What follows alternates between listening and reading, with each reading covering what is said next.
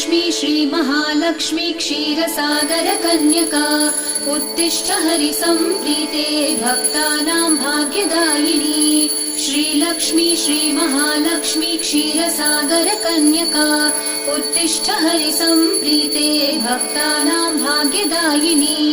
उत्तिष्ठोत्तिष्ठ श्रीलक्ष्मी विष्णुवक्षस्थलालये